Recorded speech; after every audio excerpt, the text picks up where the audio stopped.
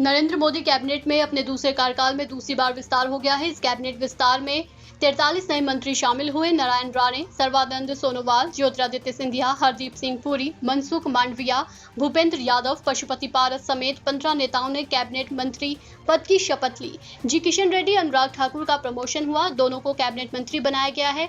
अनुप्रिया पटेल, राजीव चंद्रशेखर को राज्य मंत्री बनाया गया है। मोदी कैबिनेट विस्तार से पहले कई बड़े मंत्रियों तक की छुट्टी हो गई है। कानून मंत्री रविशंकर प्रसाद, प्रकाश जावड़ेकर ने भी विस्तार से पहले इस्तीफा दे दिया है। केंद्रीय शिक्षा मंत्री रमेश पोखरियाल निशंक की भी कैबिनेट से छुट्टी हो गई है। यही नहीं, केंद्रीय स्वास्थ्य मंत्री डॉक्टर हर्षवर्धन पर भी गाज गिरी। संतोष गंगवार, देबोश्री चौधरी, सदानंद गौड़ा की भी कैबिनेट से छुट्टी हो गई। मोदी कैबिनेट विस्तार पर कांग्रेस प्रवक्ता रणदीप सुरजेवाला ने तंज कसा और कहा कि अगर परफॉर्मेंस पैमाना है तो प्रधानमंत्री नरेंद्र मोदी को हट जाना चाहिए। उन्होंने कहा कि कैबिनेट विस्तार सिर्फ डिफेक्टर एडजस्टमेंट एक्सरसाइज है। सुरजेवाला ने कहा कि अगर परफॉर्मेंस ही पैमाना है तो सबसे पहले रक्षा मंत्री को हट जाना चाहिए, क्योंकि उनके रहते चीन ने हमारी जमीन पर कब्जा कर लिया है। दिग्गज अभिनेता दिलीप कुमार ने 98 साल की उम्र में अंतिम सांस ली। उनके जाने से हिंदी सिनेमा के एक युग का अंत हो गया। बुधवार सुबह करीब 7:30 बजे दिलीप कुमार का अस्पताल में निधन हुआ। दिलीप कुमार लंबे समय से बीमार थे। पिछले 1 महीने से वो 2 बार अस्पताल में एडमिट हुए थे। दिलीप कुमार को मुंबई के जुहू कब्रिस्तान में सुपुर्द खाक किया गया।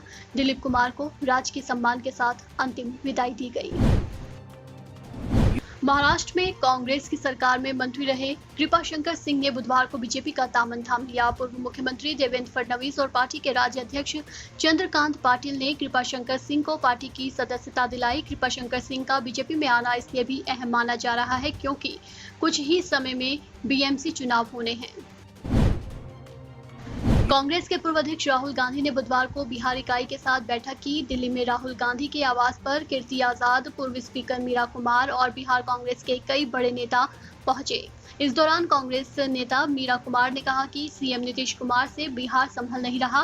कांग्रेस को कैसे मजबूत किया जाए, इस विषय पर राहुल गांधी राय जान रहे हैं, इसलिए उन्होंने वरिष्ठ नेताओं को आमंत्रित किया है।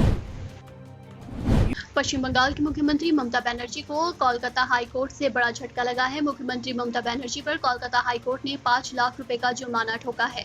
नंदीग्राम केस की सुनवाई कर रहे जस्टिस कौशिक चंद्रा ने अपने ऊपर लगे आरोपों को निराधार पाते हुए ममता बनर्जी पर 5 लाख रुपए का जुर्माना लगाया है। कोर्ट ने कहा है कि ममता बनर्जी के बयान ने अदालत को बदनाम किया है। देश में लगातार बढ़ती महंगाई को लेकर कांग्रेस ने केंद्र की नरेंद्र मोदी सरकार पर हमला बोला है। कांग्रेस नेता रणदीप सुरजेवाला ने कहा कि विपक्ष में रहते हुए जो महंगाई बीजेपी को डायल लगती थी, वही महंगाई सत्ता में आते ही अब अप्सरा लगने लगी है। इस दौरान उन्होंने पीएम मोदी पर एक के बाद एक कई हमले बोले। सुरजेवाला ने मंत्रिमंडल विस्तार को लेकर भी हमला बोला है। खतरों के खिलाड़ी सीजन 11 की शूटिंग खत्म करके लौटी टीवी एक्ट्रेस श्वेता तिवारी एक बार फिर मुश्किलों में घिरती नजर आ रही हैं। दरअसल श्वेता तिवारी के एक्स हस्बैंड अभिनव कोहली अंतरिम जमानत रद्द करने को लेकर कोर्ट पहुंच गए हैं। उनका आरोप है कि श्वेता अदालत को जानकारी दिए बिना ही शूटिंग के लिए साउथ अफ्रीका चली गई। अब श्वेता को इस मामले में अदालत को जवाब देना होगा। शेयर मार्केट बुधवार को सपाट चाल के साथ खुला था, लेकिन कारोबारी दिन में बाजार में उतार चढ़ाव देखने को मिला और अंत में कारोबार सेंसेक्स और निफ्टी ने रिकॉर्ड क्लोजिंग की।